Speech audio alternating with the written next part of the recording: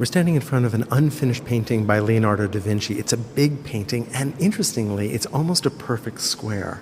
It's really unfinished. I mean, it's not just that it has parts that are unfinished, but it's really just the underpainting. This is the Adoration of the Magi, a moment in the Christian story when Christ has been born and three kings from the east, guided by the Star of Bethlehem, come to Mary and offer Christ three gifts: frankincense, myrrh, and gold.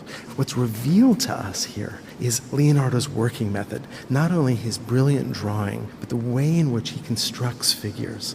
Remember that Leonardo is first and foremost not a painter. He's really a scientist. He's really an engineer. He's somebody who looks and understands nature. We have a sense of Leonardo's deep understanding of human anatomy. Even when he's painting clothed figures, he's really understanding the skeletal structure. He's understanding the musculature of the body. If you look at the group of figures to the right, about mid-level, you see one figure that almost looks like it's a skull. And it's as if Leonardo is literally constructing the bones before he'll put flesh on them, before he'll put clothes on them, before he'll add color. That's a group of figures that's often referred to as the philosophers, but maybe we should discuss the central group first. Right, so we have Mary and the Christ child front and center, forming a pyramid shape together with the Magi in front. And that's a shape that we see very often in paintings of the High Renaissance that provide a stable form. And you see that right here in the foreground with Mary and Christ. That's especially important in this painting, which is so chaotic, where there's so much going on. On the upper right, for instance, there's actually a battle. You have two horses rearing up. On the upper left, you have the fragments of what looked like some sort of classical architecture. You can see these wonderful steps in perfect linear perspective. Leonardo actually did some brilliant drawings in preparation for this painting. But let's look a little more closely at what you just said and see if we can define those lines a little more exactly.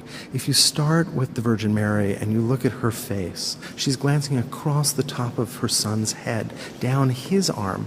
He picks up actually her glance and brings our eye down until it's met by one of the Magi who's offering a gift. We can actually run that line down past his toes to the corner of the painting, or we can actually pick up from Mary again and go the other way.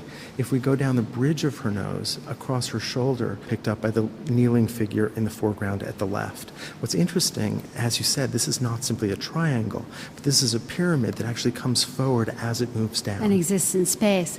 I'm struck by the way that Leonardo's paying attention to all of these human reactions to what's going on. I mean, we've got lots of faces half hidden in the darkness and a lot of gestures.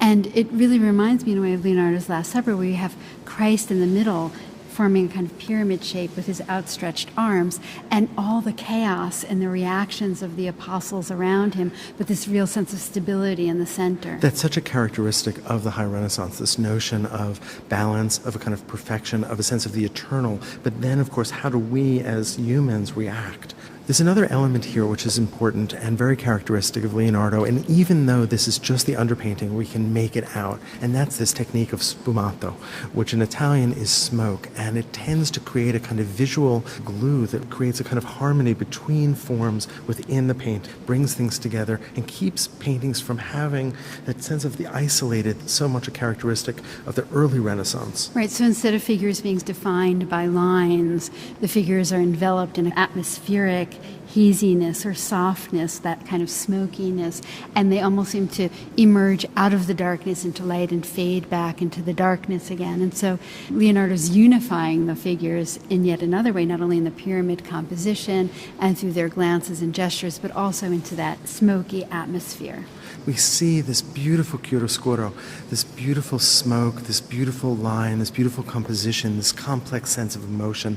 I'd love to know what this painting would have looked like had it been finished. Me too.